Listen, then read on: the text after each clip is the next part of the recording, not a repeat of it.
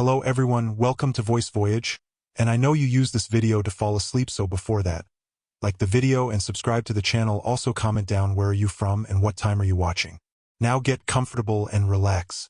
Before we begin, this is a disclaimer that the audiobooks featured on this channel are of works that are in the public domain and are no longer under copyright protection. This means the content is free to be used, shared, and distributed. We strive to ensure all materials are properly verified as public domain works. However, if you believe we've mistakenly included copyrighted content, please contact us immediately for removal. This content is provided for educational and entertainment purposes only. We do not claim ownership over any of the texts and aim to make these timeless works more accessible through audio format. Thank you for listening and supporting the preservation of classic literature. Lukundoo by Lucas Edward White. It stands to reason, said Twombly, that a man must accept of his own eyes, and when eyes and ears agree, there can be no doubt.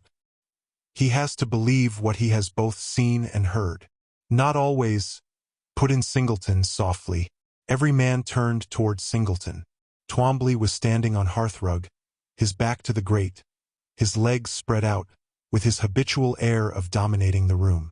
Singleton, as usual, was as much as possible effaced in a corner.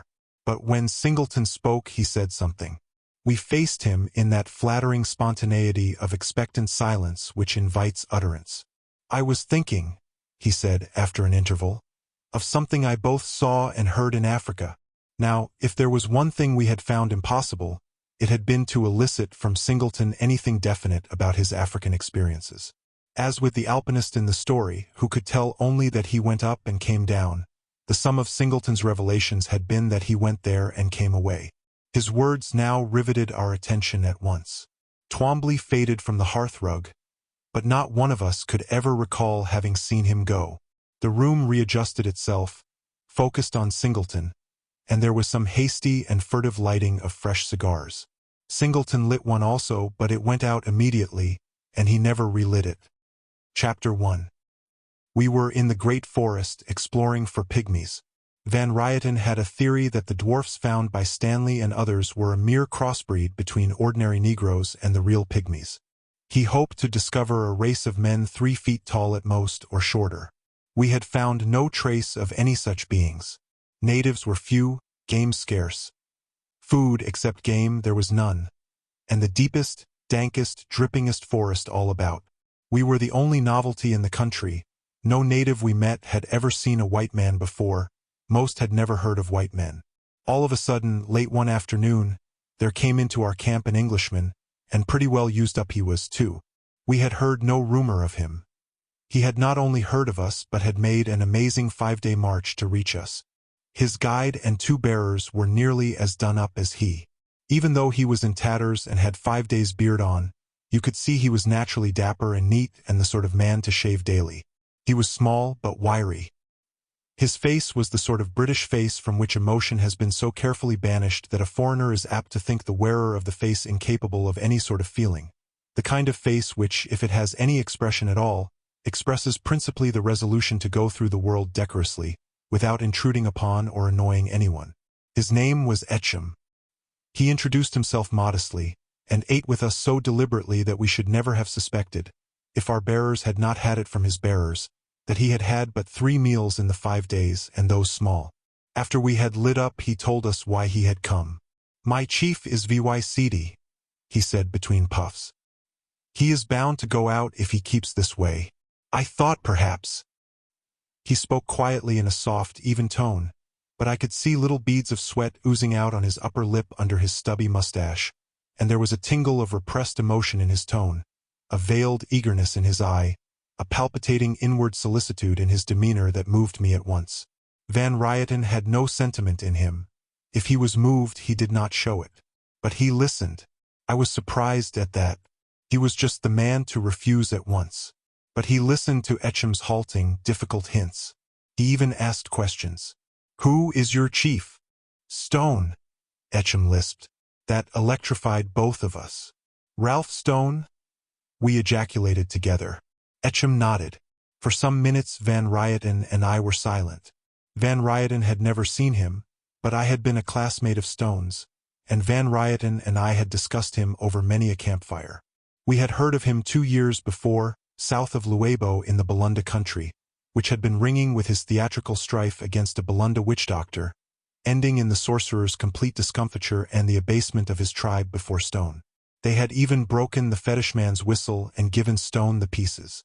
It had been like the triumph of Elijah over the prophets of Baal, only more real to the Balunda. We had thought of Stone as far off, if still in Africa at all, and here he turned up ahead of us and probably forestalling our quest. Chapter 2. Etcham's naming of Stone brought back to us all his tantalizing story, his fascinating parents, their tragic death, the brilliance of his college days, the dazzle of his millions, the promise of his young manhood, his wide notoriety, so nearly real fame, his romantic elopement with the meteoric authoress whose sudden cascade of fiction had made her so great a name so young, whose beauty and charm were so much heralded, the frightful scandal of the breach of promise suit that followed, his bride's devotion through it all, their sudden quarrel after it was all over, their divorce, the too much advertised announcement of his approaching marriage to the plaintiff in the breach of promise suit, his precipitate remarriage to his divorced bride, their second quarrel and second divorce, his departure from his native land, his advent in the dark continent. The sense of all this rushed over me, and I believe Van Ryeten felt it, too, as he sat silent. Then he asked, "Where is Werner?" "Dead," said Etcham. "He died before I joined Stone." "You were not with Stone above Luebo?" "No," said Etcham. "I joined him at Stanley Falls." "Who is with him?" Van Ryeten asked. "Only his Zanzibar servants and the bearers," Etcham replied. "What sort of bearers?" Van Ryeten demanded. "Mangbata men," Etcham responded simply. Now that impressed both Van Ryeten and myself greatly. It bore out Stone's reputation as a notable leader of men. For up to that time no one had been able to use Mangbatu as bearers outside of their own country, or to hold them for long or difficult expeditions. "Were you long among the Mangbatu?" was Van Ryeten's next question. "Some weeks," said Etcham. Stone was interested in them and made up a fair-sized vocabulary of their words and phrases.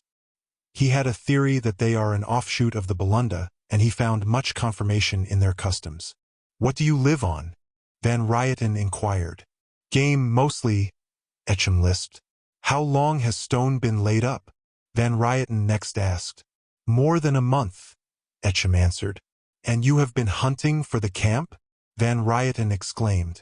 Etcham's face, burnt and flayed as it was, showed a flush. "I missed some easy shots," he admitted ruefully. "I've not felt VY fit myself." "What's the matter with your chief?" Van Ryeten inquired. "Something like carbuncles," Etcham replied. "He ought to get over a carbuncle or two," Van Ryeten declared. "They are not carbuncles," Etcham explained. "Nor one or two. He has had dozens, sometimes 5 at once. If they had been carbuncles, he would have been dead long ago. But in some ways they are not so bad, though in others they are worse." "How do you mean?" Van Ryeten queried. "Well," Etcham hesitated. "They do not seem to inflame so deep nor so wide as carbuncles, nor to be so painful, nor to cause so much fever. But then they seem to be part of a disease that affects his mind. He let me help him dress the first, but the others he has hidden most carefully, from me and from the men. He keeps his tent when they puff up, and will not let me change the dressings or be with him at all." "Have you plenty of dressings?" Van Ryeten asked. "We have some," said Etcham doubtfully. "But he won't use them. He washes out the dressings and uses them over and over." "How is he treating the swellings?" Van Ryeten inquired. "He slices them off clean down to flesh level with his razor." "What?" Van Ryeten shouted. Etcham made no answer but looked him steadily in the eyes. "I beg pardon," Van Ryeten hastened to say. "You startled me. They can't be carbuncles. He'd have been dead long ago." "I thought I had said they are not carbuncles," Etcham lisped. "But the man must be crazy," Van Ryeten exclaimed. "Just so," said Etcham. "He is beyond my advice or control." "How many has he treated that way?" Van Ryeten demanded. 2, to my knowledge, Etchem said. 2? Van Ryeten queried. Etchem flushed again. I saw him, he confessed. Through a crack in the hut. I felt impelled to keep a watch on him, as if he was not responsible. I should think not, Van Ryeten agreed. And you saw him do that twice? I conjecture, said Etchem, that he did the like with all the rest. How many has he had? Van Ryeten asked. Dozens, Etchem lisped. Does he eat? Van Ryeten inquired. Like a wolf, said Etchem. More than any two bearers. Can he walk? Van Ryeten asked. He crawls a bit, groaning, said Etchem simply. Little fever, you say? Van Ryeten ruminated. Enough and too much, Etchem declared. Has he been delirious? Van Ryeten asked. Only twice, Etchem replied. Once when the first swelling broke and once later. He would not let anyone come near him then. But we could hear him talking steadily, and it scared the natives. Was he talking their patter in delirium? Van Ryeten demanded. No, said Etchem. But he was talking some similar lingo. Hamed Berghash said he was talking Balunda. I know too little Balunda. I do not learn languages readily. Stone learned more Mangbatu in a week than I could have learned in a year. But I seem to hear words like Mangbata words. Anyhow, the Mangbata bearers were scared. Scared, Van Ryeten repeated questioningly. So were the Zanzibar men, even Hamed Berghash, and so was I, said Etchem. Only for a different reason. He talked in two voices. In two voices? Van Ryeten reflected. Yes, said Etchem, more excitedly than he had yet spoken. In two voices like a conversation. One was his own. One a small, thin, bleedy voice like nothing I ever heard. I seemed to make out, among the sounds the deep voice made, something like Mangbata words I knew, as Nedru, Medababa, and Nito, their terms for head, shoulder, thigh, and perhaps Kudra and Nekra, speak and whistle. And among the noises of the shrill voice Matamapa, and Gunzi and Kamamami, kill, death, and hate. Hamed Berghash said he also heard those words. He knew Mangbatu far better than I. What did the bearers say? Van Ryeten asked. They said, Lukundoo, Etchem replied. I did not know the word. Hamed Berghash said it was Mangbatu for leopard. It's Mangbatu for witchcraft, said Van Ryeten. I don't wonder they thought so, said Etchem. It was enough to make one believe in sorcery to listen to those two voices. One voice answering the other? Van Ryeten asked perfunctorily. Etchem's face went gray under his tan. Sometimes both at once, he answered huskily. Both at once, Van Ryeten ejaculated. It sounded that way to the men too, said Etchem. And that was not all. He stopped and looked helplessly at us for a moment. Could a man talk and whistle at the same time? He asked. How do you mean? Van Ryeten queried. We could hear Stone talking away, his big, deep-cheated baritone rumbling along, and through it all we could hear a high, shrill whistle, the oddest, wheezy sound. No matter how shrilly a grown man may whistle, the note has a different quality from the whistle of a boy or a woman or a little girl.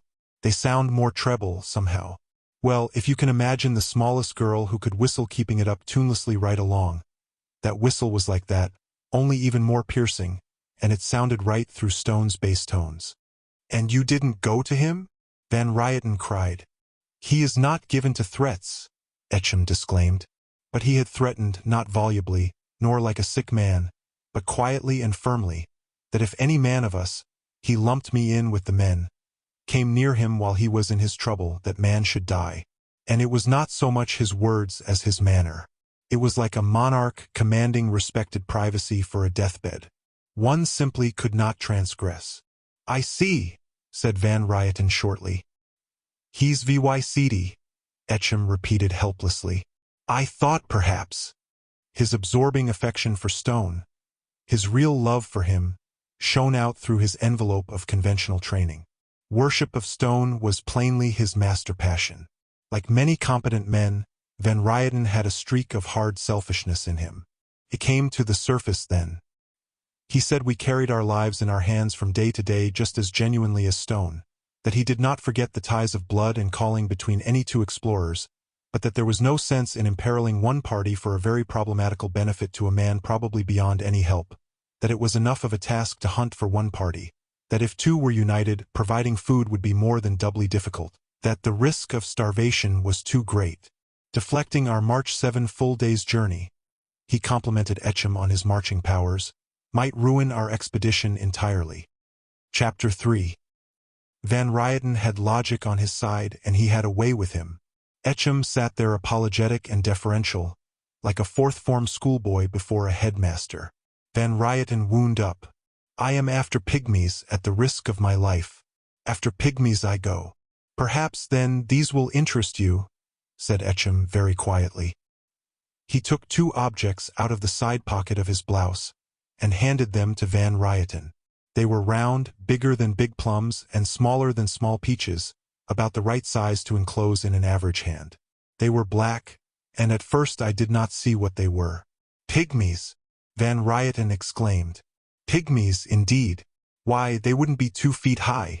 Do you mean to claim that these are adult heads?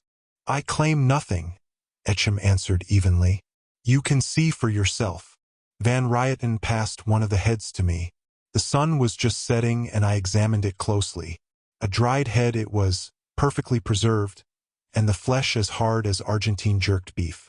A bit of a vertebra stuck out where the muscles of the vanished neck had shriveled into folds. The puny chin was sharp on a projecting jaw, the minute teeth white and even between the retracted lips. The tiny nose was flat, the little forehead retreating. There were inconsiderable clumps of stunted wool on the Lilliputian cranium. There was nothing babyish, childish, or youthful about the head. Rather, it was mature to senility. Where did these come from? Van Rieten inquired. I do not know, Etchem replied precisely. I found them among Stone's effects while rummaging for medicines or drugs or anything that could help me to help him. I do not know where he got them, but I'll swear he did not have them when we entered this district. Are you sure? Van Rieten queried, his eyes big and fixed on Etchem's. Why sure? Lisped Etchem. But how could he have come by them without your knowledge? Van Rieten demurred. Sometimes we were apart 10 days at a time hunting, said Etchem. Stone is not a talking man. He gave me no account of his doings, and Hamed Berghash keeps a still tongue and a tight hold on the men. You have examined these heads? Van Rieten asked. Minutely, said Etchem. Van Rieten took out his notebook. He was a methodical chap. He tore out a leaf, folded it and divided it equally into 3 pieces. He gave one to me and one to Etchem. Just for a test of my impressions, he said. I want each of us to write separately just what he is most reminded of by these heads. Then I want to compare the writings. I handed Etchem a pencil and he wrote. Then he handed the pencil back to me and I wrote. Read the 3, said Van Rieten, handing me his piece. Van Rieten had written, An old Balunda witch doctor. Etchem had written, An old Mangbatu fetish man. I had written, An old Katongo magician. There! Van Rieten exclaimed. Look at that. There is nothing Wagabi or Batwa or Wambutu or Wabatu about these heads, nor anything pygmy either. I thought as much, said Etchem. And you say he did not have them before? To a certainty he did not, Etchem asserted. It is worth following up, said Van Rieten. I'll go with you, and first of all, I'll do my best to save Stone. He put out his hand and Etchem clasped it silently. He was grateful all over. Chapter 4. Nothing but Etchem's fever of solicitude could have taken him in 5 days over the track.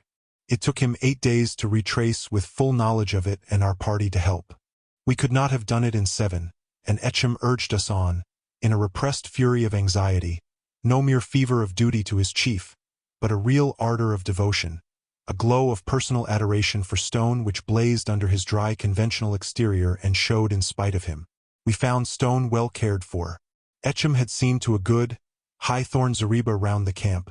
The huts were well built, and thatched in stones was as good as their resources would permit. Hamed Berghash was not named after 2 Seids for nothing. He had in him the making of a sultan. He had kept the Mangbatu together. Not a man had slipped off, and he had kept them in order. Also, he was a deft nurse and a faithful servant. The two other Zanzibaris had done some creditable hunting. Though all were hungry, the camp was far from starvation. Stone was on a canvas cot, and there was a sort of collapsible campstool table like a Turkish taboret by the cot. It had a water bottle and some vials on it, and Stone's watch, also his razor in its case. Stone was clean and not emaciated, but he was far gone. Not unconscious, but in a daze, past commanding or resisting anyone.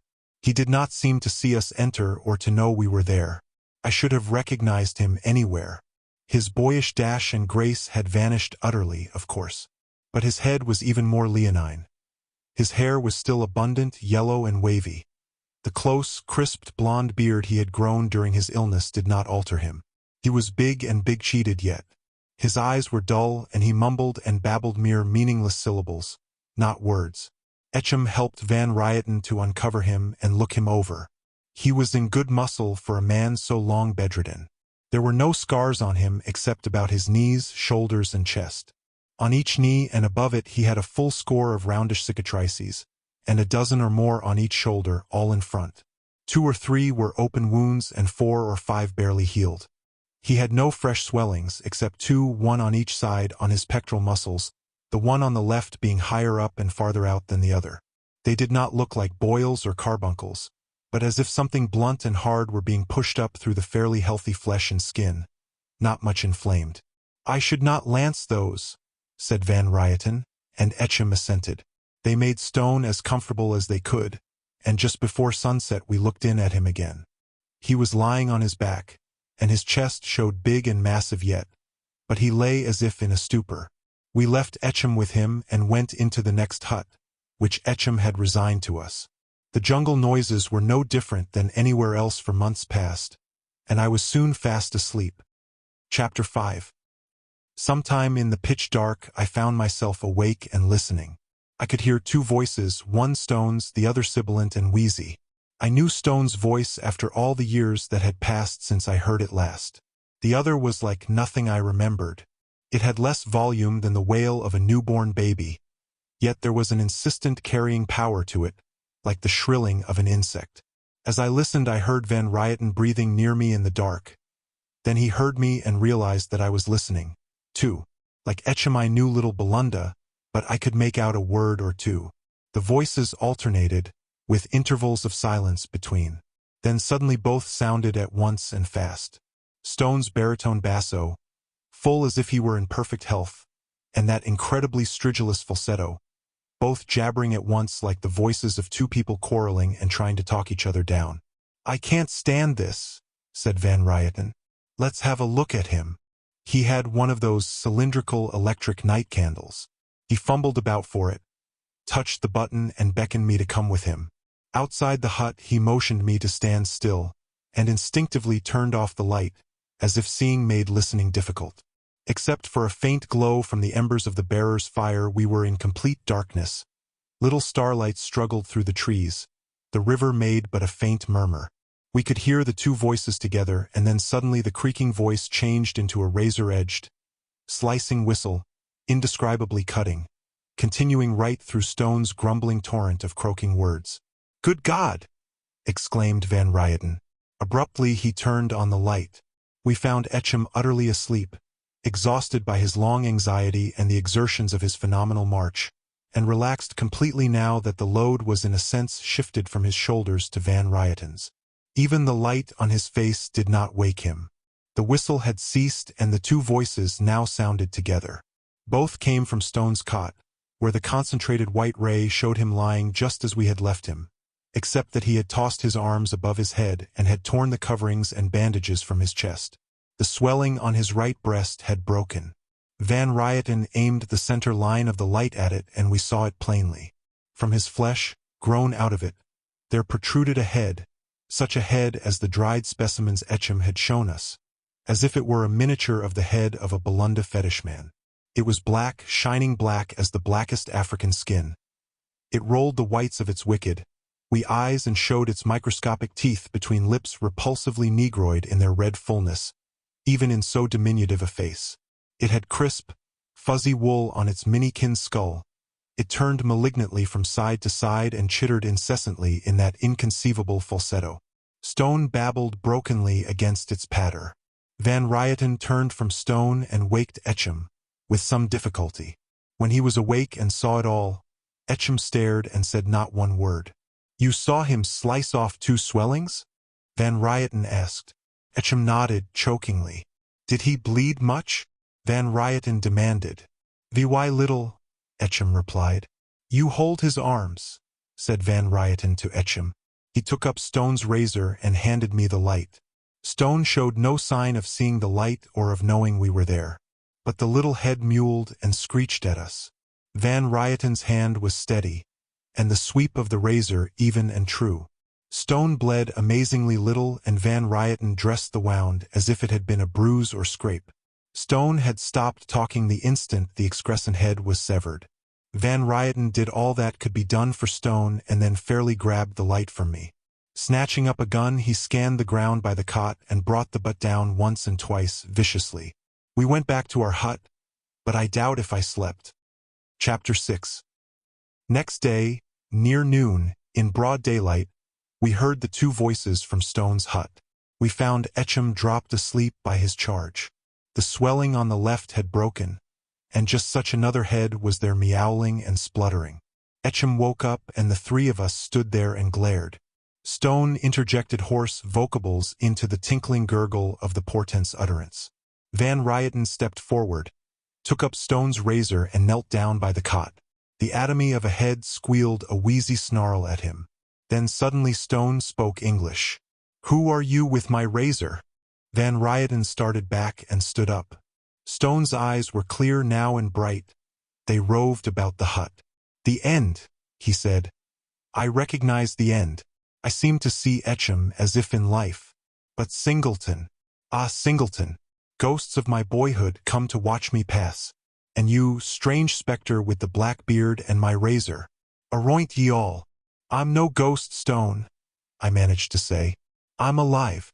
So are Etchem and Van Ryeten. We are here to help you." "Van Ryeten," he exclaimed. "My work passes on to a better man. Luck go with you, Van Ryeten." Van Ryeten went nearer to him. "Just hold still a moment, old man," he said soothingly. "It will be only one twinge." "I've held still for many such twinges," Stone answered quite distinctly. "Let me be. Let me die in my own way. The Hydra was nothing to this. You can cut off 10, 100, 1,000 heads, but the curse you cannot cut off or take off. What's soaked into the bone won't come out of the flesh, any more than what's bred there. Don't hack me any more. Promise." His voice had all the old commanding tone of his boyhood, and it swayed Van Ryeten as it always had swayed everybody. "I promise," said Van Ryeten. Almost as he said the word, Stone's eyes filmed again.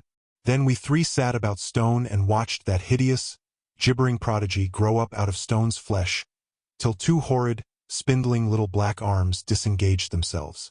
The infinitesimal nails were perfect to the barely perceptible moon at the quick. The pink spot on the palm was horridly natural. These arms gesticulated and the right plucked toward Stone's blonde beard. "I can't stand this," Van Ryeten exclaimed and took up the razor again. Instantly Stone's eyes opened, hard and glittering. "Van Ryeten break his word?" he enunciated slowly. "Never. But we must help you," Van Ryeten gasped. "I am past all help and all hurting," said Stone. "This is my hour. This curse is not put on me. It grew out of me, like this horror here. Even now I go." His eyes closed and we stood helpless, the adherent figure spouting shrill sentences. In a moment Stone spoke again. "You speak all tongues?" he asked quickly. And the mergent minikin replied in sudden English. "Yea, verily, all that you speak," putting out its microscopic tongue, writhing its lips and wagging its head from side to side. We could see the thready ribs on its exiguous flanks heave as if the thing breathed. "Has she forgiven me?" Stone asked in a muffled strangle. "Not while the moss hangs from the cypresses," the head squeaked. "Not while the stars shine on Lake Pontchartrain will she forgive." And then Stone, all with one motion, wrenched himself over on his side. The next instant he was dead. When Singleton's voice ceased, the room was hushed for a space. We could hear each other breathing. Twombly, the tactless, broke the silence. "I presume," he said, "you cut off the little minikin and brought it home in alcohol." Singleton turned on him a stern countenance.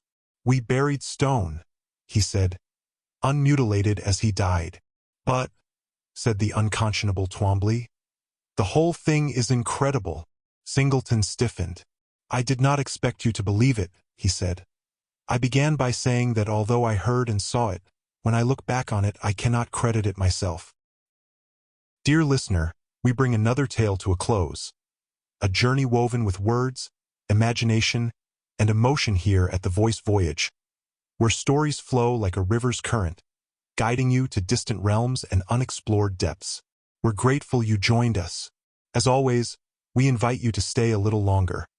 Subscribe to our channel and uncover more stories waiting to be heard, each one a cascade of voices, ideas, and artistry. And remember, every great story begins with a single word. Perhaps the next one will begin with you. Until our voices meet again, may your days be filled with quiet moments, rich pages, and the gentle comfort of a well-told tale. This is the Voice Voyage, signing off.